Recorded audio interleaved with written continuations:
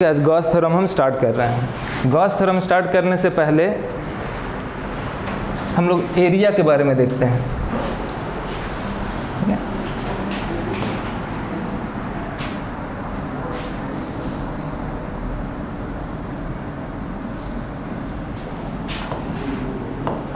Area area क्या होता है? स्केलर क्वांटिटी या वेक्टर क्वांटिटी? स्केलर नहीं, एरिया हमेशा वेक्टर क्वांटिटी होगा। ठीक है, कैसे होगा एरिया वेक्टर? जैसे हम लोग क्या बोलते हैं, मान लेते हैं कि ये स्क्वायर लिए, ठीक है, इसका साइड है ए, इसका एरिया क्या होगा? ए स्क्वायर बोलते हैं। एक्चुअली ए स्क्वायर कैसे हुआ? उसका डायरेक्शन किधर होता है? हमेशा परपेंडिकुलर टू द प्लेन। इस प्लेन में, बोर्ड के प्लेन में स्क्वायर बनाया हम लोग, तो इसके परपेंडिकुलर डायरेक्शन में एरिया होगा, आइदर आउटवर्ड हो या इनवर्ड हो। ठीक है, अब वो कैसे निकालेंगे हम लोग? तो देखिए, अगर इसको हम मान लें A B C D, vector तो पढ़े होंगे आप लोग।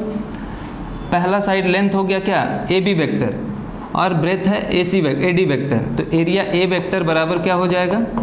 ए B vector cross A D vector.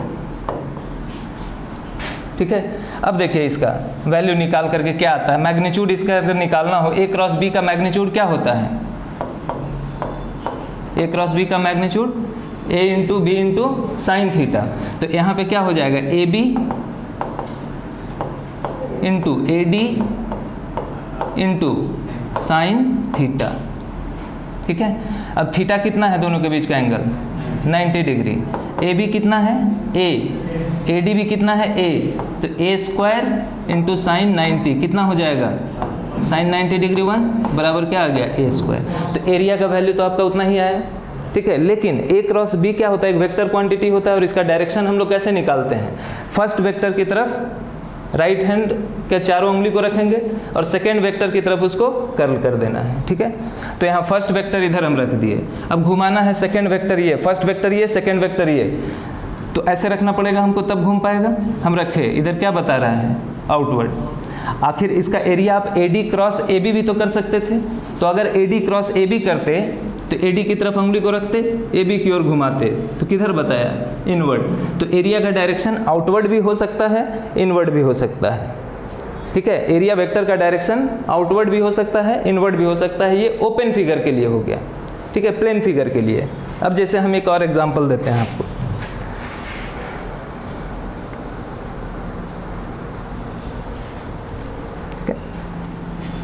जैसे ठीक है, हम एक स्क्वायर ले रहे हैं यहाँ पे 3 डायमेंशनल स्पेस में, जिसका साइड 5 मीटर ले रहे हैं। ओ ए बी सी,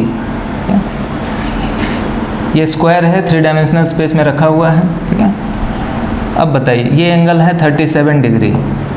हमको इसका एरिया वेक्टर का डायरेक्शन निकालना है, मैग्नीट्यूड निकालना है। ये x axis, y axis, z axis. ठीक है, तो सबसे पहले हम क्या करें? एरिया निकालने के लिए क्या करना होता है हमको?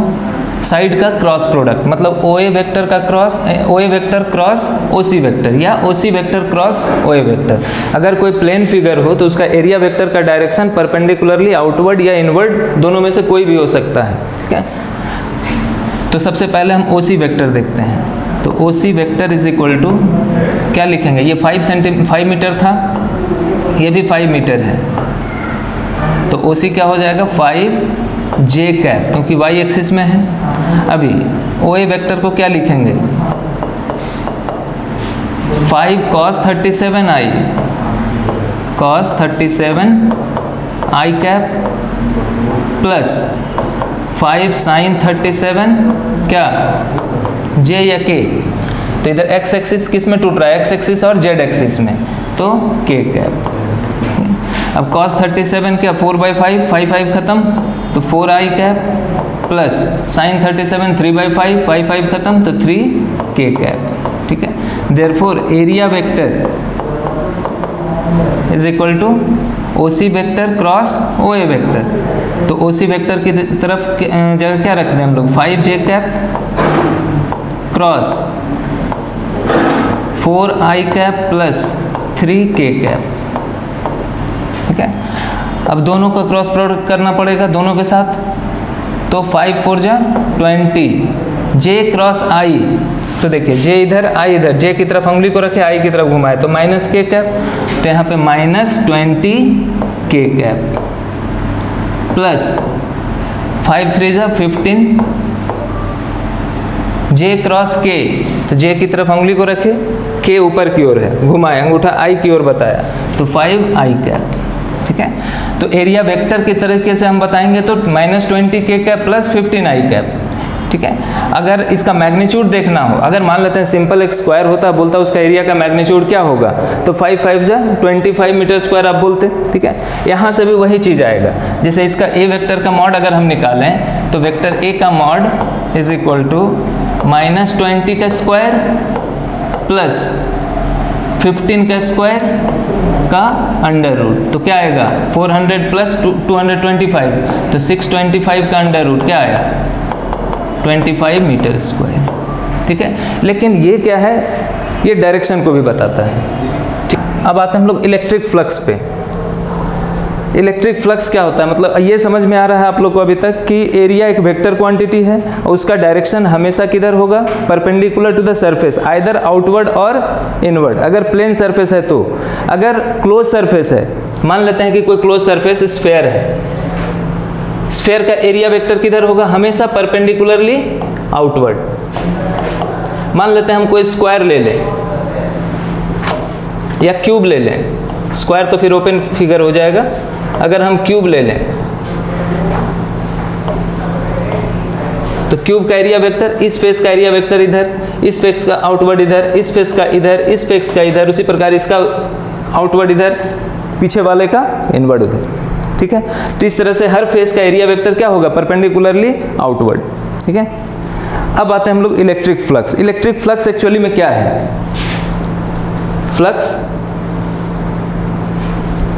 जैसे आप लोग इलेक्ट्रिक फील्ड में पढ़े थे या इलेक्ट्रिक लाइंस ऑफ फोर्स पढ़े थे। इलेक्ट्रिक लाइंस ऑफ फोर्स क्या होता है कि कितना लाइंस ऑफ फोर्स या imaginary lines crossing through the space, मतलब कि अगर कहीं इलेक्ट्रिक फील्ड प्रेजेंट है मतलब वहाँ electric lines of force present है। ठीक है, तो अगर मान लेते हैं कि यहाँ बहुत सारा लाइंस गुजर रहा है इस जगह से, और यहाँ हम कोई प्लेट रख दें, ठीक है, तो इस प्लेट से सारा लाइंस ऑफ फोर्स गुजर रहा है, 4 लाइंस ऑफ फोर्स अभी गुजर रहा है। अगर हम numbers of lines of force बढ़ा दें, ठीक है, तो हम इससे इलेक्ट्रिक फ्लक्स क्या हो जाएगा, बढ़ जाएगा। कहने का मतलब है इलेक्ट्रिक फ्लक्स क्या हुआ, numbers of lines of force crossing through a given surface, किसी भी सरफेस से कितना लाइंस ऑफ फोर्स गुजर रहा है, दैट गिव्स इलेक्ट्रिक फ्लक्स। अब देखिए, मान लेते हैं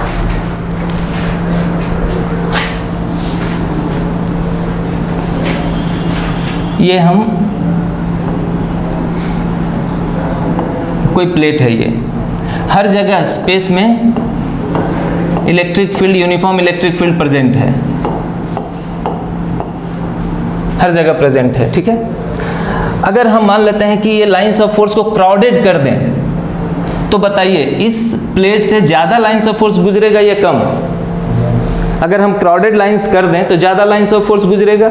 इसका मतलब क्या हुआ कि यहाँ पे इलेक्ट्रिक फील्ड ज़्यादा है, क्राउडेड लाइंस का मतलब इलेक्ट्रिक फील्ड स्ट्रॉन्ग, और डिस्टेंट लाइंस का मतलब इलेक्ट्रिक फील्ड वीक। ठीक है, तो अगर हम क्राउडेड लाइंस कर दें तो इस फेस से जितना फ्लक्स अभी जितना लाइंस ऑफ फोर्स अभी गुजर रहा है उससे ज़्यादा लाइंस ऑफ फोर्स गुजरेगा। ठीक है, इसका मतलब फ्लक्स इससे बढ़ा या घटा?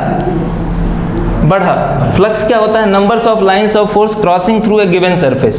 ठीक है, तो अगर हम क्राउडेड लाइंस कर दें तो फ्लक्स इससे बढ़ेगा क्योंकि ज़्यादा लाइंस ऑफ फोर्स गुजर रहा है, मतलब इलेक्ट्रिक फील्ड बढ़ा रहे हैं अगर हम, तो फ्लक्स क्या हो रहा है, बढ़ रहा है। दूसरी बात, अगर हम इसका एरिया को थोड़ा बढ़ा दें, हम बड़ा प्लेट ले लें अभी, अब बताइए ये छोटे वाला प्लेट से फ्लक्स ज़्यादा है या बड़ा वाला प्लेट से? बड़ा वाला से। क्यों? क्योंकि हम एरिया बढ़ा दिए हैं तो ज़्यादा लाइंस ऑफ फोर्स गुजर रहा है उससे। तो हमको ये बात समझ में आ रहा है कि किसी भी सरफेस से जो फ्लक्स एसोसिएटेड होगा वो किस पे डिपेंड कर रहा है?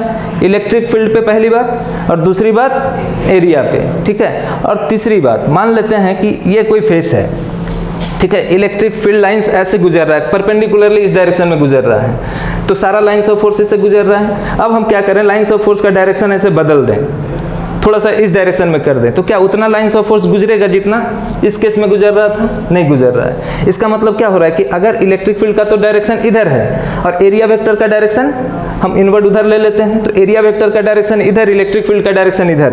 अब हम दोनों के बीच का एंगल को बढ़ा रहे हैं, बढ़ा रहे हैं, बढ़ा रहे हैं। अब हम यहाँ 90 डिग्री ऐसे कर दें, तो क्या कोई भी लाइंस ऑफ फोर्स गुजर रहा है? नहीं गुजर रहा है, मतलब फ्लक्स क्या हो जाएगा उससे? जीरो। तो हम क्या देख रहे हैं कि जैसे जैसे एरिया वेक्टर और इलेक्ट्रिक फील्ड के बीच का एंगल को हम बढ़ा रहे हैं, वैसे वैसे फ्लक्स भी क्या हो रहा है? बढ़ रहा है। तो अगर मान लेते हैं कि इलेक्ट्रिक फील्ड का मान लेते हैं कि एरिया वेक्टर ये है और इलेक्ट्रिक फील्ड का डायरेक्शन ऐसे है, ठीक है, तो एरिया वेक्टर और इलेक्ट्रिक फील्ड के बीच का एंगल थीटा है, तो इस इलेक्ट्रिक फील्ड का कौन सा पार्ट इस एरिया को क्रॉस कर रहा है? कॉस वाला या साइन वाला? कॉस वाला पार्ट क्रॉस कर रहा है, साइन वाला तो इधर हो जाए, साइन वाला तो गुजर ही नहीं पा रहा है, ठीक है। तो इसका मतलब है कि इलेक्ट्रिक फ्लक्स जो है कॉस थीटा पे भी डिपेंड कर रहा है। जैसे जैसे थीटा का वैल्यू बढ़ाते जाएंगे वैसे वैसे फ्लक्स घटता चला जाएगा, ठीक है, सॉरी फ्लक्स घटता चला जाएगा। तो हम बोल सकते हैं कि इलेक्ट्रिक फ्लक्स फाई को डिनोट करते हैं, इलेक्ट्रिक फ्लक्स को फाई से डिनोट करेंगे। तो इलेक्ट्रिक फ्लक्स किसके प्रोपोर्शनल है? इलेक्ट्रिक फील्ड के, फिर एरिया के और कॉस थीटा के, ठीक है। This implies phi is equal to क्या हो जाएगा? E A cos theta. Proportionality constant यहाँ पे 1 हो जाता है, ठीक है। तो ई ए कॉस थीटा, तो ये क्या है? एक डॉट प्रोडक्ट के जैसा दिख रहा है कि नहीं? ए डॉट बी क्या होता है? A B cos theta. तो हम बोल सकते हैं therefore phi is equal to E into A into cos theta, ठीक है। तो इलेक्ट्रिक फ्लक्स क्या हुआ? इलेक्ट्रिक फ्लक्स है द काउंट ऑफ या numbers of lines of force crossing through a given surface, ठीक है। तो नोट कीजिएगा थोड़ा, इलेक्ट्रिक फ्लक्स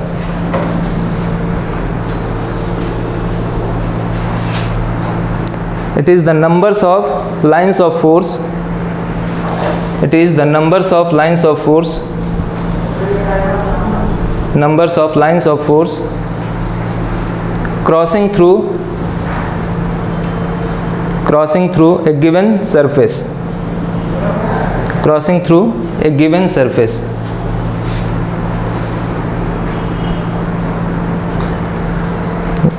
फिर से नीचे लिखिएगा, if an electric field E, capital E पे vector sign, if an electric field E is present in the space, then electric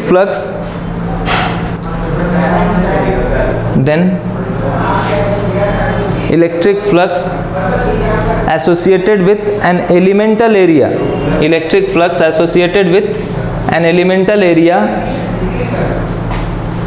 ds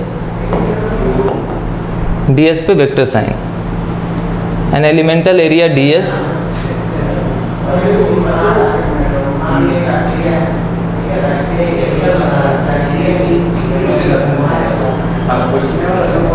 is given as, तो स्मॉल एरिया से फ्लक्स क्या हो जाएगा?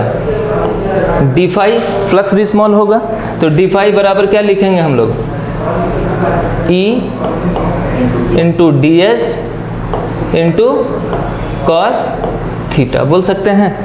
वेयर थीटा क्या है?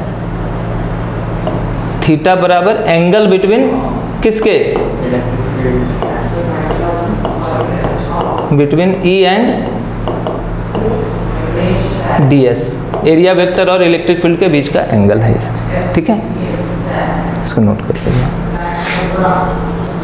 अगर यही सरफेस क्लोज होता, if the surface is closed, जब नीचे लिखिएगा, if the surface is closed if the surface is closed, then flux associated with closed surface,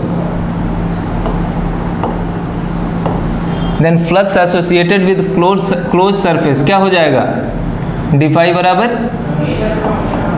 E into D S into cos theta, ठीक है. This implies phi C total flux associated with close surface closed integration of E into D S into cos theta, ठीक है.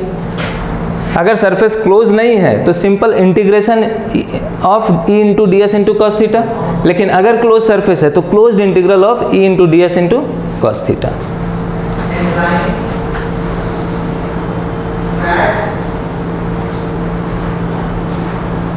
ठीक है.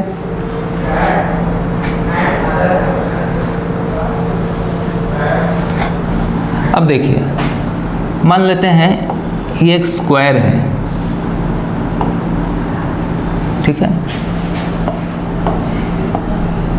Electric field इस direction में है.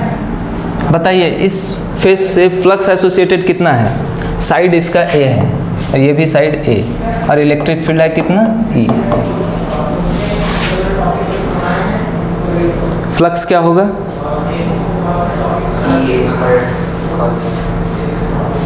ये जो स्क्वायर हम लिए हैं वो किस प्लेन में है, बोर्ड के प्लेन में, ठीक है. और इलेक्ट्रिक फील्ड भी किस प्लेन में है, बोर्ड के प्लेन में. तो इस स्क्वायर का एरिया वेक्टर किधर होगा, परपेंडिकुलर टू द बोर्ड, ठीक है. और इलेक्ट्रिक फील्ड किधर है, ऑन द बोर्ड. तो एरिया वेक्टर और इलेक्ट्रिक फील्ड के बीच का एंगल क्या हो गया, 90 डिग्री ना. तो फ्लक्स एसोसिएटेड क्या हो जाएगा, phi is equal to E into area कितना हो जाएगा, ए स्क्वायर इंटू कॉस कितना, कॉस 90 क्या होता है, 0. तो फ्लक्स विल बी 0, ठीक है. उसी प्रकार अगर हम बोले ये एक सर्कल है, ठीक है, और इलेक्ट्रिक फील्ड का डायरेक्शन इधर है, जो कि ये एंगल 60 डिग्री है, रेडियस इसका r है, ठीक है. बताइए इस सर्कुलर फेस से कितना फ्लक्स एसोसिएट हो रहा है. तो सबसे पहला काम हमको क्या है, कहीं भी किसी भी फिगर के से एसोसिएटेड हमको फ्लक्स निकालना हो तो क्या करना होगा, सबसे पहले एरिया का डायरेक्शन देखना है किधर है, और इलेक्ट्रिक फील्ड का डायरेक्शन देखना है किधर है, फिर दोनों के बीच का एंगल देखना है क्या है, फॉर्मूला पे पुट कर देना है, ठीक है. तो यहाँ इलेक्ट्रिक फील्ड किधर होगा, इस डायरेक्शन में. एरिया वेक्टर किधर होगा, इस डायरेक्शन में. ये किस प्लेन में है, ये बोर्ड के प्लेन में ये सर्कल है कि नहीं है, ये सर्कल बोर्ड के प्लेन में नहीं है, ये सर्कल ऐसे है, ठीक है. ये सर्कल इस तरह से है तो इसका एरिया वेक्टर किधर हो जाएगा, ऊपर, और इलेक्ट्रिक फील्ड इधर है. तो दोनों के बीच का एंगल क्या है, 60 या 30, 60 डिग्री. तो सर्कल के साथ ना इलेक्ट्रिक फील्ड का है, हमको तो एरिया वेक्टर के साथ फील्ड का एंगल बताना है, तो क्या हो जाएगा 30 डिग्री. तो यहाँ पे एंगल हम कौन सा लेंगे, ये वाला, ठीक है.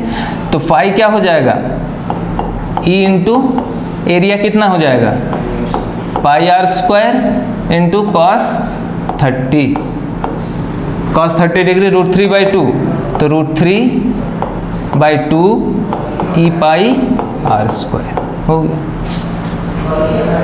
समझ में आ रहा बात, ठीक है. कहाँ से बोल रहा है, हो गया ये.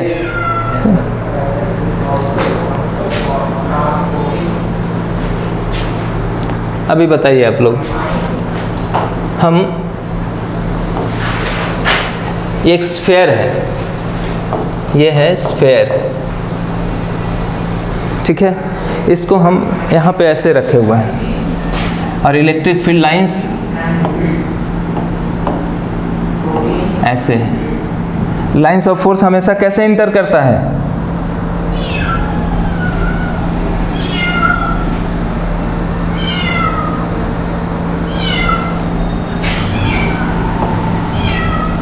लाइंस ऑफ फोर्स हमेशा इंटर करेगा परपेंडिकुलरली और निकलेगा भी कैसे, परपेंडिकुलरली. ये सेंट्रल लाइन है, फिर यहाँ से भी, ठीक है। हम बोल रहे हैं, बताइए इस स्फीयर से एसोसिएटेड फ्लक्स क्या है, कितना फ्लक्स एसोसिएटेड हो रहा है। तो देखिए कभी भी ध्यान देना है, अभी तक तो हम ओपन फिगर का फ्लक्स बताएं, ठीक है, लेकिन अगर क्लोज फिगर हो, स्फीयर क्या होता है, एक क्लोज फिगर है, ठीक है। तो क्लोज फिगर में हम क्या देख रहे हैं कि जितना लाइंस ऑफ फोर्स इंटर कर रहा है उतना लाइंस ऑफ फोर्स निकल भी रहा है, ठीक है। तो टोटल फ्लक्स एसोसिएटेड क्या हो जाएगा, 0। The lines of force which are entering the sphere if taken positive, then the lines of force which are coming out are taken negative। जो lines of force अंदर जा रहा है उसको अगर हम पॉजिटिव मान रहे हैं, तो जो बाहर निकल रहा है उसको नेगेटिव। तो जितना पॉजिटिव है उतना ही नेगेटिव है, तो टोटल फ्लक्स क्या हो जाएगा, 0, ठीक है। तो कभी भी किसी भी क्लोज फिगर को अगर हम एक इलेक्ट्रिक फील्ड में डाल दें, क्लोज फिगर को जैसे स्फीयर हो गया, क्यूब हो गया, तो टोटल फ्लक्स विल बी 0। बशर्ते क्या, वहाँ पे एक चीज़ ध्यान रखना है कि electric field should be uniform. अगर इलेक्ट्रिक फील्ड यूनिफॉर्म नहीं है तब उस केस में फ्लक्स 0 नहीं होगा, वो भी हम बताएंगे केसेस, ठीक है। अब दूसरा फिगर, ये एक स्फीयर है, ठीक है।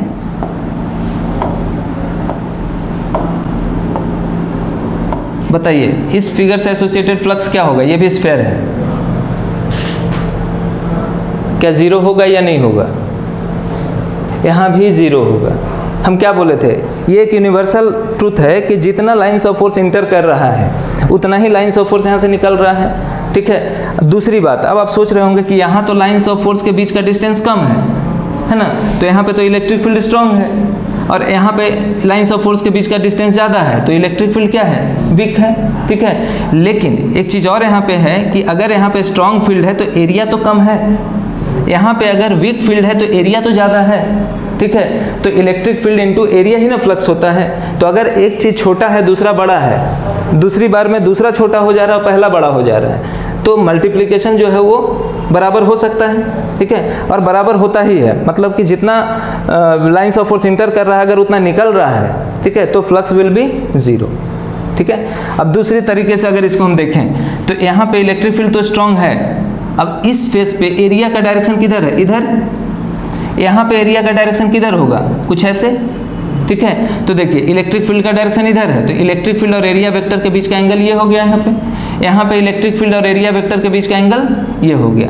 अब बताइए ये एंगल ऑब्ट्यूज है या एक्यूट है, ऑब्ट्यूज एंगल है, 90 से बड़ा है, तो फ्लक्स जो यहाँ पे हम लेंगे फाई बराबर क्या लेंगे, E into S into cos theta. तो थीटा अगर ऑब्ट्यूज है तो कॉस थीटा निगेटिव आएगा कि नहीं, और यहाँ पे थीटा एक्यूट है तो कॉस थीटा पॉजिटिव आएगा कि नहीं, और दोनों को ऐड करेंगे तो 0 हो सकता है कि नहीं, और 0 होता ही है, ठीक है। तो यहाँ पे फ्लक्स विल भी क्या, 0, ठीक है। अब दोनों फिगर को नोट कर लीजिएगा आप लोग, यहाँ पे भी फाई 0,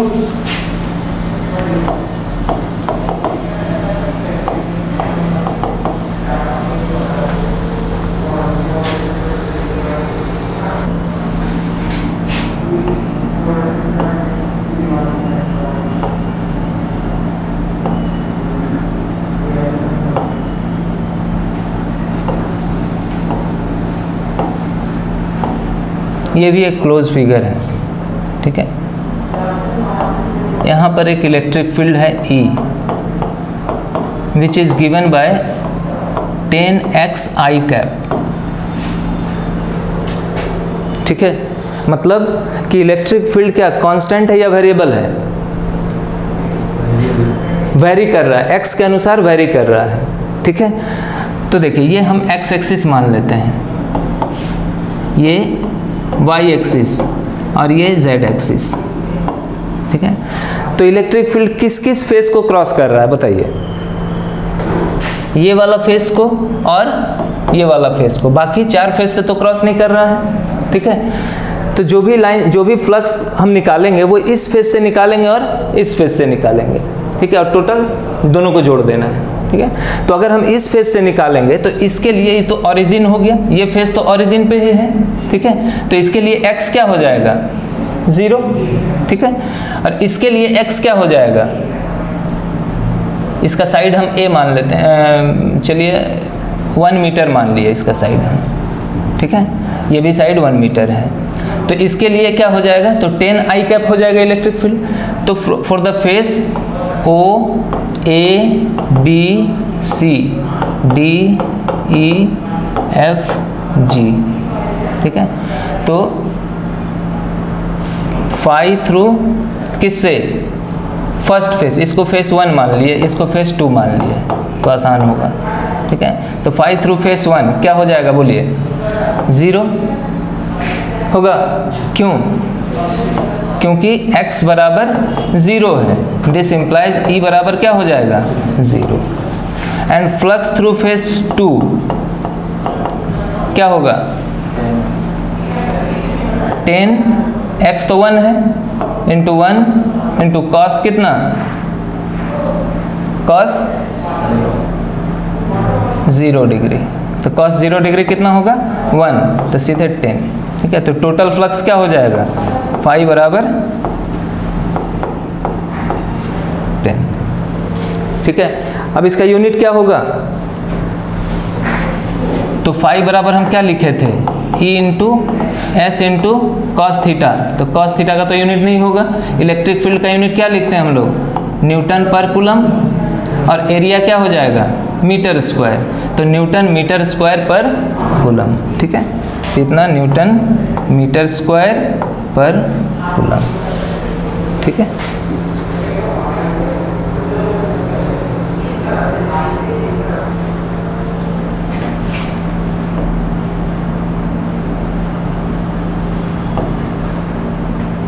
एक क्वेश्चन आप लोग नोट कर लीजिएगा, इसको आप लोग ट्राई कीजिएगा घर पे।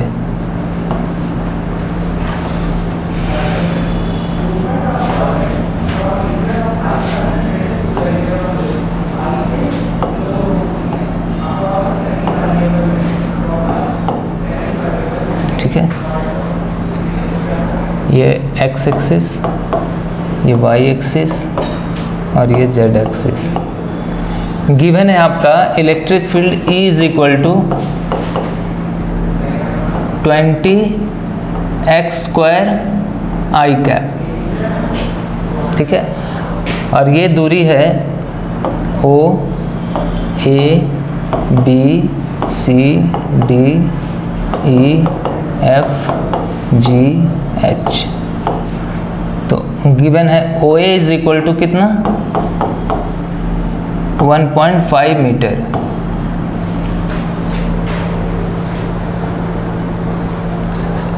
And side of square, square का साइड क्या है 0.5 मीटर। मैं स्क्वायर बोल रहा है, side of cube 0.5 metre.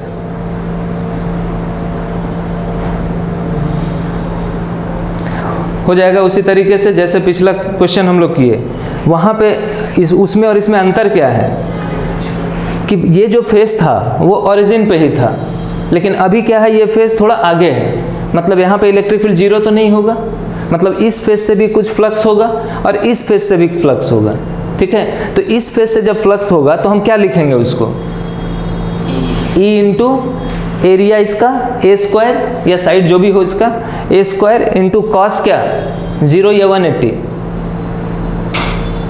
First face के लिए एक्स एक्सिस आई कैप क्या बता रहा है कि इस डायरेक्शन में इलेक्ट्रिक फील्ड है, लेकिन अगर हम इसको क्यूब माने ऐसे, ठीक है, तो ये फेस का एरिया वेक्टर आउटवर्ड इधर ना हो जाएगा और इलेक्ट्रिक फील्ड इधर है, तो 180 डिग्री हो जाएगा एंगल कि नहीं, ठीक है। तो कॉस कितना लेंगे 180 डिग्री, और इस फेस के लिए एरिया वेक्टर इधर ही हो जाएगा जिधर इलेक्ट्रिक फील्ड का डायरेक्शन है, तो थीटा क्या होगा 0 डिग्री। तो इस फेस के लिए 180 लेना है, इस फेस के लिए 0 लेना है, बाकी आप कैलकुलेट कर लीजिएगा,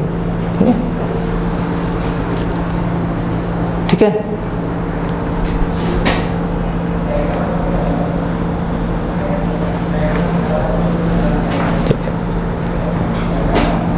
अब आते हैं हम लोग गॉस थ्योरम।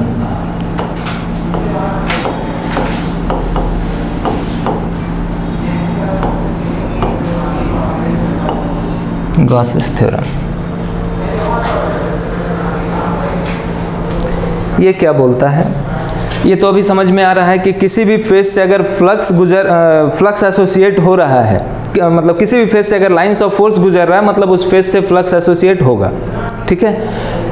लेकिन गॉस थ्योरम बोलता है flux associated with closed figure, और ये तो हमको पता है कि अगर मान लेते हैं कि ये कोई क्लोज फिगर है और इसके बाहर में हम यहाँ क्यू चार्ज रख दें, ये कोई क्यू चार्ज यहाँ पे रखा हुआ है, अगर हम पूछे बताइए क्यू चार्ज है तो यहाँ से लाइन्स ऑफ फोर्स तो निकलेगा ना, चारों तरफ निकलेगा, ठीक है, तो क्या इससे एसोसिएटेड कोई फ्लक्स होगा कि नहीं होगा?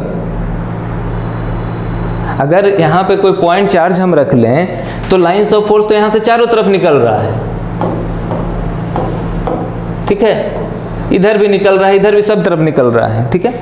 लेकिन हम क्या देख रहे हैं कि जितना लाइन्स ऑफ फोर्स इंटर किया उतना निकल रहा है, तो फ्लक्स विल भी क्या, जीरो। मतलब कि अगर कभी भी किसी क्लोज फिगर के बाहर में चार्ज रखा हुआ हो then flux will be zero, ठीक है। और इसको दूसरे तरीके से भी समझ सकते हैं कि जो लाइन्स ऑफ फोर्स इंटर कर रहा है उसको पॉजिटिव लें तो जो निकल रहा है उसको नेगेटिव मानेंगे, ठीक है। तो अगर 3 इंटर कर रहा है तो 3 पॉजिटिव और 3 निकल रहा है तो 3 negative, total flux will B क्या, जीरो, ठीक है। लेकिन अगर इसी चार्ज को हम इसके अंदर रख लें, अगर इस चार्ज को हम इसके अंदर डाल दें तो क्या फ्लक्स जीरो होगा? अगर मान लेते हैं यहाँ पर हम पॉजिटिव चार्ज डाल दिए और ये स्फेयर है, क्या अब इस स्फेयर से फ्लक्स जीरो होगा? नहीं होगा। क्यों?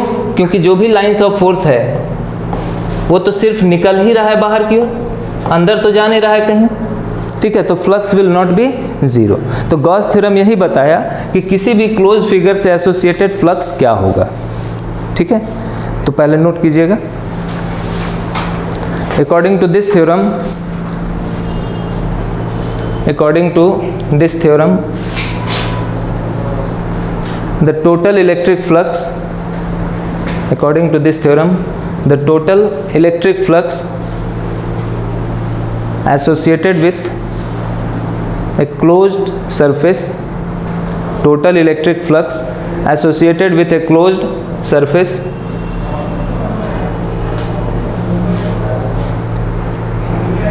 is 1 by epsilon naught times 1 by epsilon naught times the charge enclosed 1 by epsilon naught times the charge enclosed inside the closed surface या inside the closed body, inside the closed body,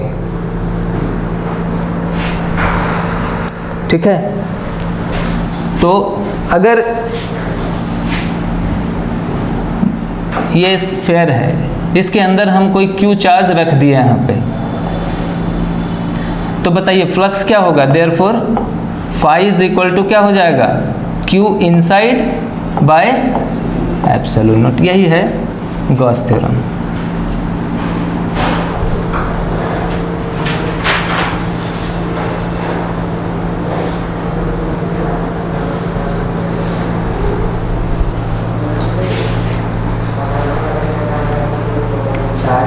पे depend नहीं करता, किस पे?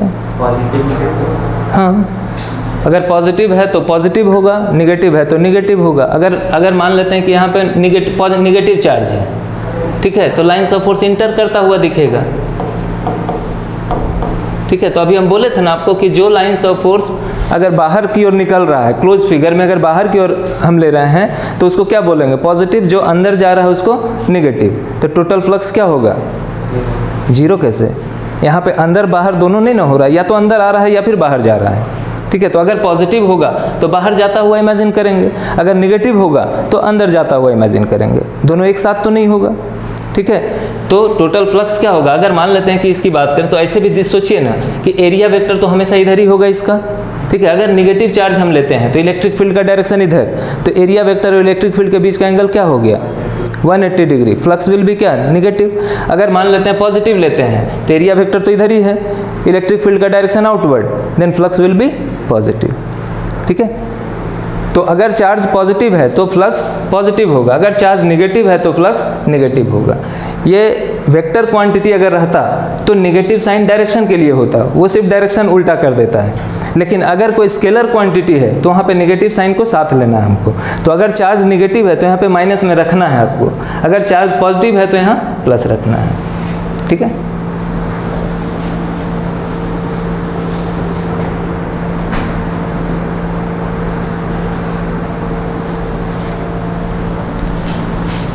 अभी एक question note कीजिएगा,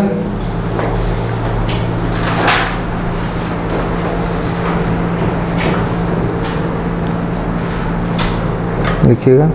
if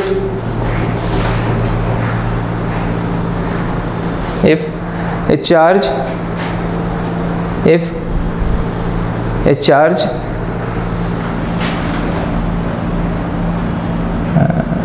10 to the power 4 coulomb minus 4 coulomb, if a charge 10 to the power minus 4 coulomb is placed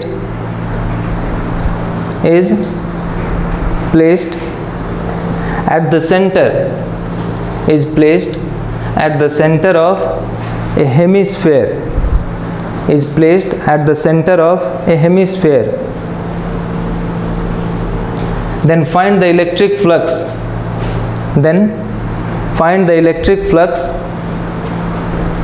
associated with the hemisphere.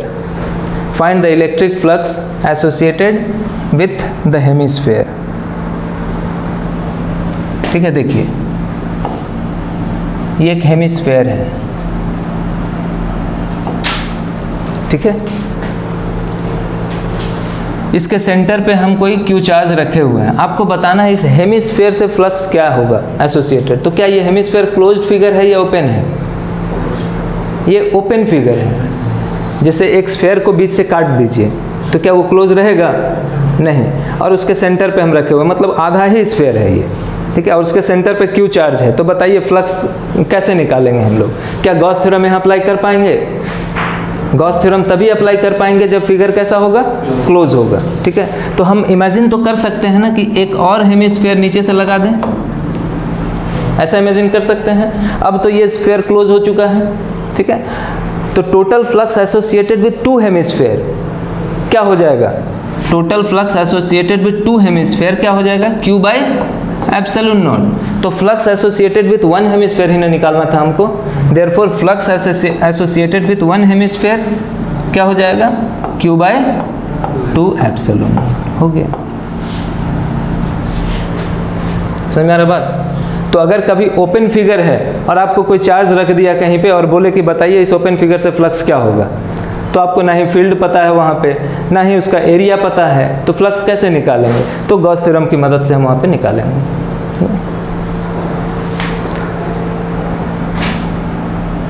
यहाँ पे विथ टू हेमिस्फेयर है, ये टू हेमिस्फेयर,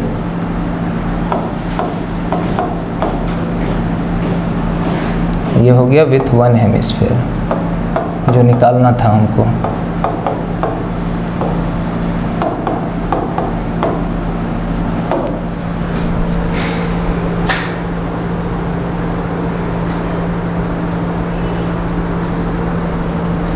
ठीक है,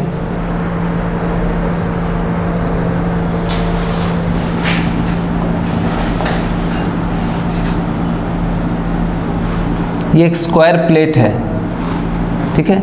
इसका साइड ए दिया हुआ है आपको, और यहाँ से सेंटर से a/2 दूरी पे हम यहाँ Q चार्ज रखे हुए हैं, पॉजिटिव चार्ज Q रखा हुआ है।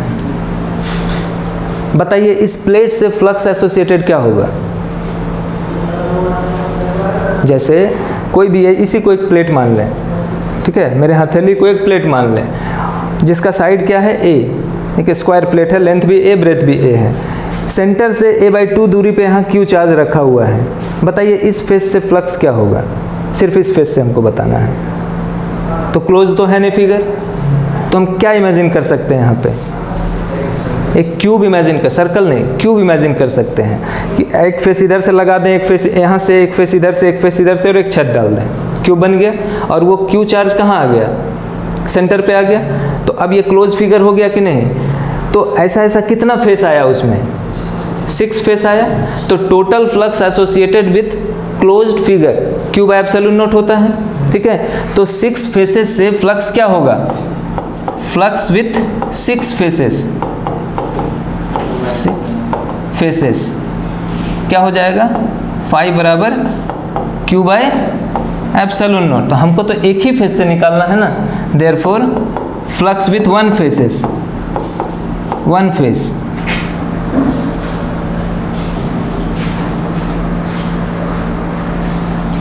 क्या हो जाएगा 5/6 एप्सिलॉन नॉट होगा, 1/6 हो जाना है। तो इस तरीके से कैसा भी फिगर हो निकाला जा सकता है फ्लक्स की नहीं।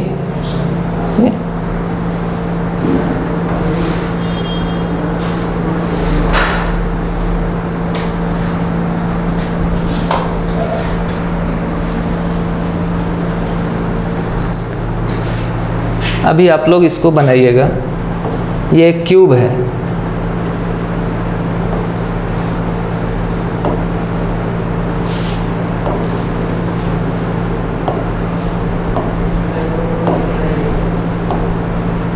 ठीक है, और इसके किसी एक वर्टेक्स पे यहाँ पे हम क्यू चार्ज रखे हुए हैं, ठीक है, सिर्फ एक वर्टेक्स पे रखे हुए हैं। Then find the flux associated with whole cube, ठीक है। इसमें क्वेश्चन है फाइंड फ्लक्स एसोसिएटेड विथ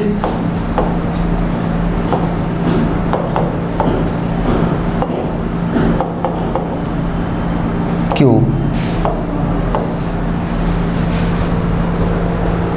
ठीक है, पहला। दूसरा है with one face of cube,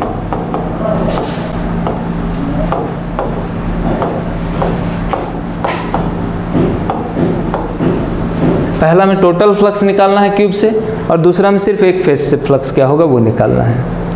इसमें क्या कीजिएगा, क्यूब ऐड करने चार, क्या क्यूब ऐड करने, क्यूब तो है ही है, ये तो क्लोज फिगर है ही, तो अब इसको क्या करना है, क्लोज नहीं रहता है तब ना, क्लोज बनाने के लिए ना हम लोग इमेजिन करते हैं, ठीक है। जब ऑलरेडी क्लोज फिगर है तो अब इसको क्लोज करने का क्या मतलब है, मतलब आप चाह रहे हैं कि इस चार्ज को अंदर ले आए, पूरा चार्ज को, चलिए वो भी एक तरीका सही है, ठीक है।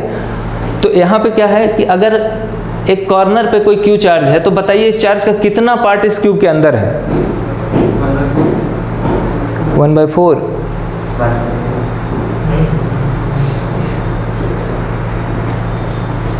Q/8 part. ऐसे आप समझिए ना, एक बड़ा सा स्फेयर ले लें, चार्ज है, ये बड़ा सा स्फेयर चार्ज स्फेयर है ये, ठीक है, और हम एक क्यूब यहाँ पे ऊपर रखें, तो अगर ऐसा ऐसा 4 क्यूब को ऊपर रख देंगे तो आधा स्फेयर कवर हो जाएगा, फिर 4 क्यूब को नीचे रखेंगे तब आधा स्फेयर नीचे से कवर होगा, ठीक है, तब जाकर के ये पूरा स्फेयर जो है बड़ा सा क्यूब के अंदर आ पाएगा, ठीक है। तो पूरा चार्ज कितने स्फेयर को इंक्लूड किया, 8 स्फेयर को, तो एक स्फेयर से, एक क्यूब से एसोसिएटेड चार्ज क्या होगा, Q/8, ठीक है। तो फ्लक्स एसोसिएटेड विथ क्यूब क्या होना चाहिए, तो total charge inside the cube by epsilon naught, तो क्या हो जाएगा Q/8 एप्सिलॉन नॉट। ये तो हो गया टोटल फ्लक्स विथ क्यूब। लेकिन अगर बोले वन फेस से निकालना है फ्लक्स, तब क्या होगा, अगर वन फेस से सिर्फ फ्लक्स निकालना हो तब क्या करेंगे हम लोग, तो हमको ये देखना है यहाँ पे कि जो भी फ्लक्स है क्या ये 6 फेस से क्रॉस कर रहा है लाइंस ऑफ फोर्सेस, क्या 6 फेस से फ्लक्स एसोसिएटेड है, जिस फेस से लाइंस ऑफ फोर्स गुजरेगा उसी फेस से ना फ्लक्स होगा, जिस फेस से लाइंस ऑफ फोर्स नहीं गुजरेगा उस फेस से कोई फ्लक्स नहीं होगा। तो अब सोचिए कि अगर इस कॉर्नर पे हम क्यू चार्ज रख दिए, Q/8 पार्ट इसके अंदर है, तो वहाँ से जो लाइंस ऑफ फोर्स निकल रहा है तो सीधा ऐसे आ रहा है, तो बताइए इस कमरे के कौन कौन सा फेस को क्रॉस करेगा, नीचे वाला फेस को करेगा, सामने वाले को करेगा और इसको करेगा, क्या उस फेस को क्रॉस कर पाएगा, ऐसा तो नहीं ना कि निकल कर ऐसे घूमेगा, ठीक है, वो सीधा निकल रहा है, तो उस फेस को नहीं कर पाएगा, इस फेस को नहीं कर पाएगा और इस फेस को नहीं कर पाएगा।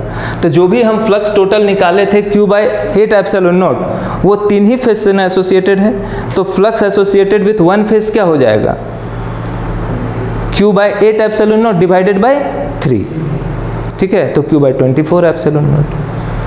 समझ में आ रहा बात, तो इसको एक बार घर पे भी आप लोग ट्राई कीजिएगा, ठीक है,